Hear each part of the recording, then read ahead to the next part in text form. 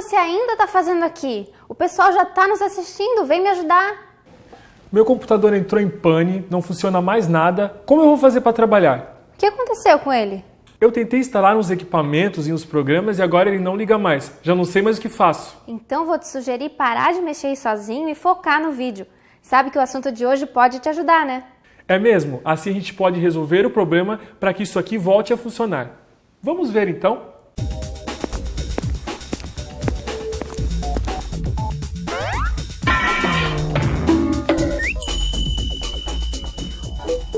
Quem nunca teve problemas com o computador? Você está trabalhando e de repente o sistema para de funcionar e ele desliga sozinho. Documentos, arquivos com trabalhos e fotos são perdidos. Fico no computador praticamente 24 horas. Até a hora de eu dormir, eu estou conectado ao computador. O computador está presente na minha vida diariamente. Eu vivo conectado no celular ou de qualquer outro mecanismo, mas eu preciso dele.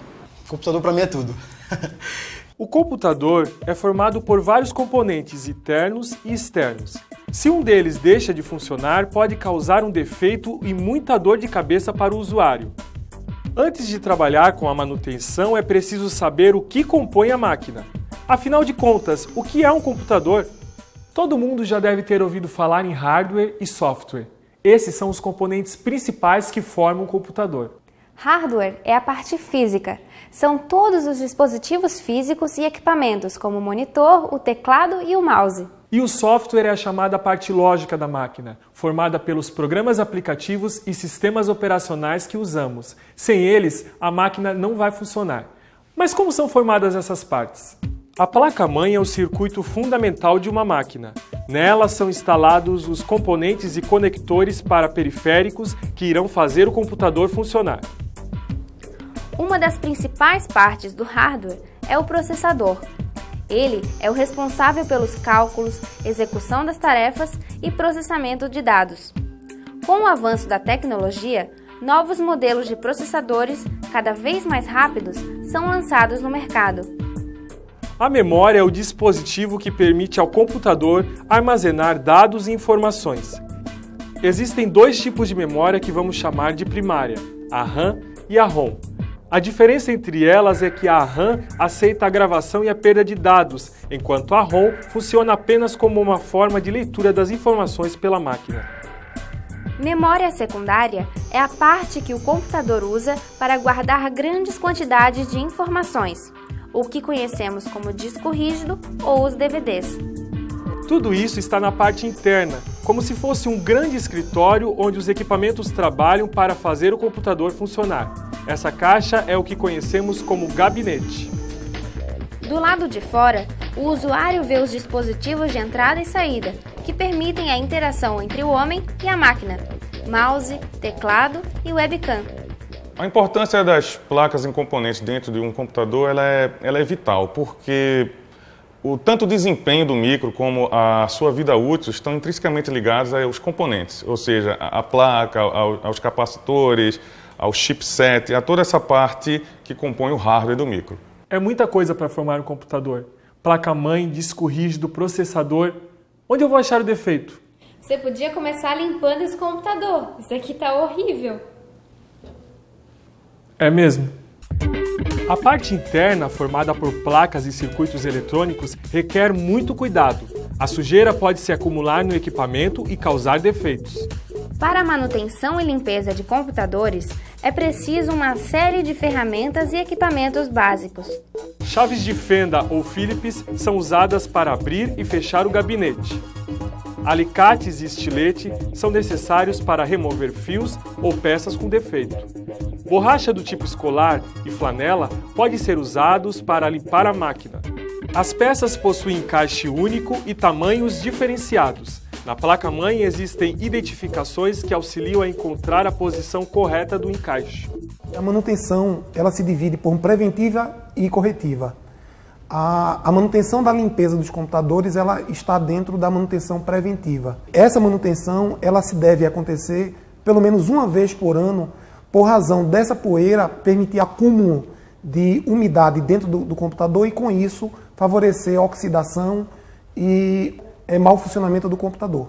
Deve-se, quando manipular peças internas ao computador, antes de mais nada, de fazer o descarrego, né, vamos colocar dessa forma, da eletricidade eletrostática que você tem em si e buscar pegar as peças através das bordas, nunca pegar diretamente colocando a mão em cima do circuito integrado, porque com isso você pode vir a queimar esse componente.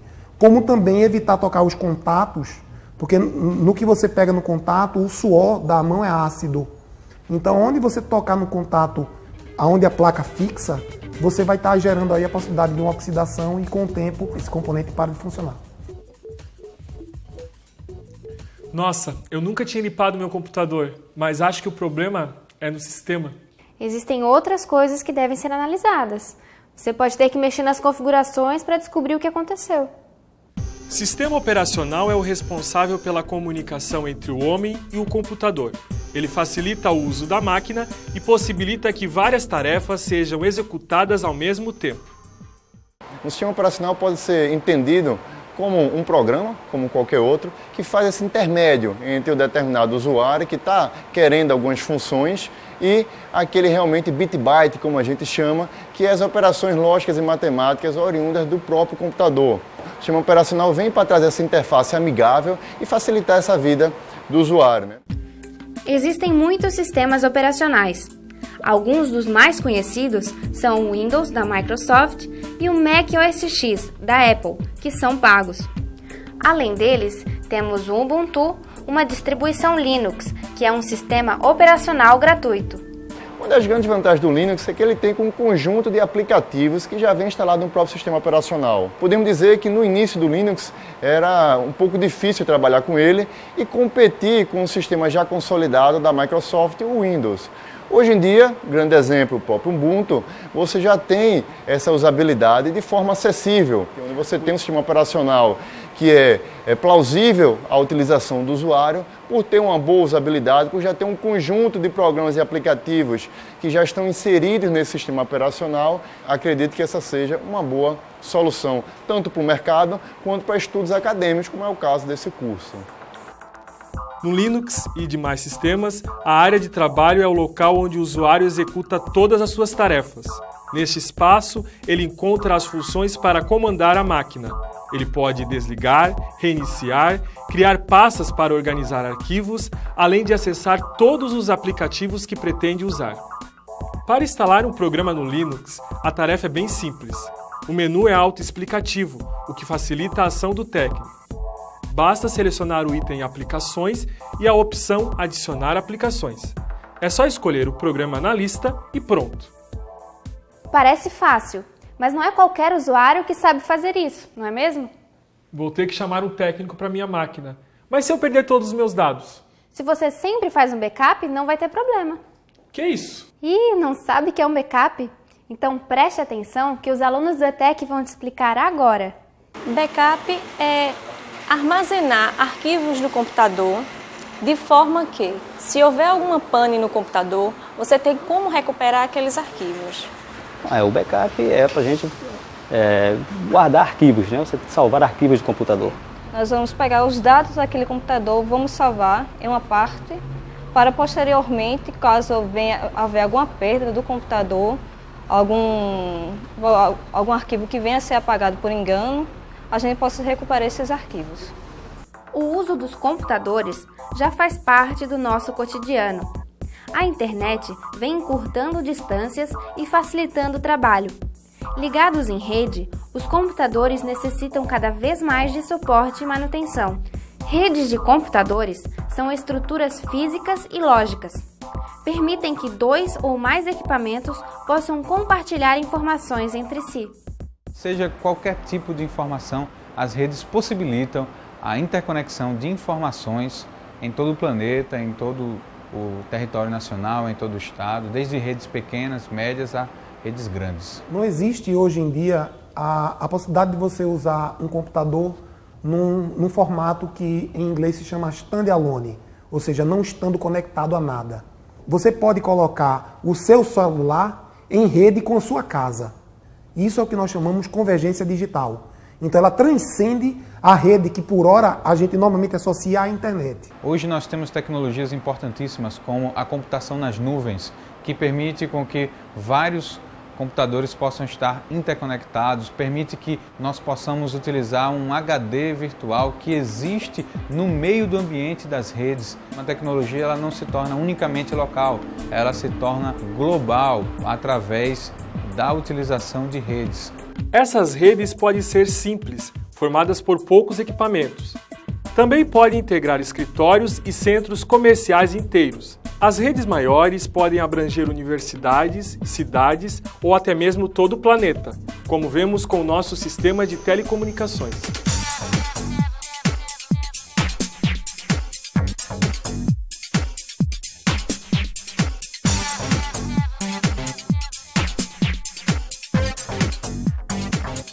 Toda essa conexão serve para que possamos trocar informações de forma mais ágil. Isso é possível graças à rede de computadores, que transmite sinais de várias formas. A informação é transmitida ponto a ponto ou por difusão, em sistemas que atendem toda uma comunidade, como a TV, ou apenas um grupo. Para tudo isso, são utilizados equipamentos de alta tecnologia, como comutador, hub, roteadores e pontos de acesso Wi-Fi, desses que permitem usar notebooks em shoppings e aeroportos, por exemplo. Assim como as redes evoluem e a necessidade das empresas por uma rede cada vez mais veloz, por mais equipamentos, também evolui, também cresce. Ou seja, essa necessidade das empresas tende a aumentar. Por exemplo, o hub, que era um concentrador de rede muito utilizado nos anos 90, nos anos 2000, até início dos anos 2000, hoje praticamente ele não é mais utilizado, sendo substituído pelo switch. Então é importante que o técnico saiba qual equipamento adequado ele vai indicar para determinada empresa, para determinada necessidade. Essa evolução ela é constante, então ela tem que fazer parte da vida do profissional.